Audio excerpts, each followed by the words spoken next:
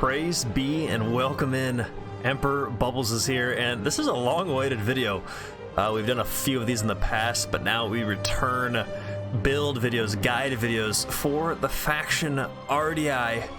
Ardiaei is the focus today, so we're going to go over a few builds and how to line them up on the field of battle. First things first, let's look at the units. Our general, only one general available, the Illyrian Noble Hoplite. And now this unit, you're going to be building your army around them primarily. Definitely each build, for whatever build you bring, you want to at least, I'd say, 3 to 4 of them at a minimum. You could definitely have some builds at 5, and I might even show you one build today that has 6. But we'll wait a second before we get into those. Our melee infantry, you got some decent mid-tier to low-tier infantry. These axe warriors, definitely something that stand out. Of course, the Celt warriors, Illyrian raiders. If you can, if you could choose one of these, definitely want to try to get those axe warriors. Low cost, and they can do quite a bit of damage. And then the spear infantry, this is where you've got your Illyrian Noble Hoplites, and then you got some other Hoplites. And then there's some interesting units here. These two units, the Illyrian Thureos Spear and the Illyrian Marines. But something that stands out, so these guys 360, those Thureos Spear. Right here you can check that they have cavalry counter tactics, so they will get a bonus versus mounted units. Pretty solid unit, and with that ability, it's honestly tough to beat. But Illyrian Marine, that's kind of like a Thureos Spear.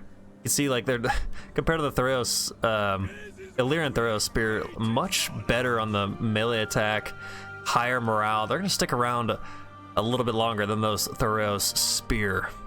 Our missile infantry, right here, you can't go wrong with those slave slingers. Solid, kind of like a Celt slinger, just really cost effective and pretty solid, especially for, if you want to fight the enemy slingers, maybe weaken up some troops, and you got your peltists.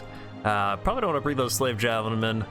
Probably the mercenary peltist pretty good if you want to defend against maybe, an elephant, maybe some chariots. Slingers can also get the job done there. And then only 2 options for cavalry, 1 melee cav and 1 Tarantine cav. Tarantine, you'll see most builds in today, there'll be 3 Tarantine cav. So that's another thing that I would say is a staple of Ardiaei, almost a staple. I'd bring 3 of those Tarantine cavalry. But alas, let's just jump into the first build. Our first build, we're gonna be going over. I'll give you my first build, the Emperor's first build. It's gosh, what do I say about this? It's pretty standard. I like Ardiaei. There's only so much you can bring, and that kind of makes it a bit easier, if that makes sense. So in this build, we've got 5 of the Illyrian Noble Hoplite, 3 of those Illyrian Thureos Spear, 4 axe warriors, 3 slingers. And what I was talking about, those Tarantine, 3 Tarantine and 2 of the Illyrian cavalry. This build, pretty solid all around. Kind of what would you call it, a balanced build. So if you want something balanced with Ardiaei, want to deal the damage, this is your build. And let's jump into another balanced build. This time this one is made and built by the man himself, Lord Hammy. Gonna be a little bit similar to the last build, but in this case, Hammy opting to bring 4 Illyrian Noble Hoplites and 4 Illyrian Marines. So as I was talking about earlier, the Illyrian Marines, pretty solid when it just comes to being a better unit than those Thureos Spear. Your morale's way higher. Definitely gonna have some holding factor. They still have, I forgot to talk about the square formation, but square formation can be definitely a harassment tactic. Also something I forgot to mention, maybe you're unfamiliar with Thureos and these Marines. They can throw Pilum. They have a lot of Pilum. I don't know if their ammo is listed here. It's not, but if you're familiar, they can throw javelins, and they have quite a few of those javelin throws. Honestly, can't say how much there is. I think it's gotta be more than 4 throws, because a basic Celt warrior, they get 2 javelin volleys. But these Marines and the Thureos Spear, they can throw that baby a mile. Once we jump into the deployment, we'll check that out. Our final build, Lord Graham, giving us a melee spam build. And this one, if you want to surprise your opponent, really catch them off guard, this is your build. It features 6 of the Illyrian Noble Hoplites, 3 Illyrian Cav, 1 Illyrian Raider, 6 of the Illyrian Thoreo Spear, and 4 Celt Warriors. This gets you to a perfect 0. Something I forgot to mention, these are all large fund builds. So I believe that brings you to 11,700. I know there's gonna be people in the comment be like, these are horrible for siege. These are also for land battles. Something else to keep in mind. These are land battle builds. Guys, something I wanted to mention, matchups matter in Rome too. So of course, you know, these builds, they're good. They'll get you, but they'll only get you so far, okay? If you're facing, you know, a strong Boii player or a Verni player and you're taking Ardiaei, it is going to be tough. Given, you know, I have seen in the past Ardiaei commanded by, I think it was a Ser, take down either a Rome or Boii player, but that Rome and Boii player not as strong as a Ser.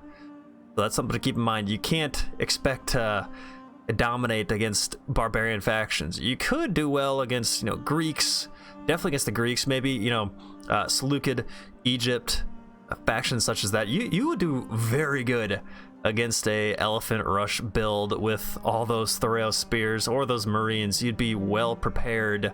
Some other factions you might have a tough time against. Oh gosh, well I guess we already, you know, Galatia's always there. I'm pretty neutral against the eastern factions and factions such as Saba. I think Ardiaei might do okay.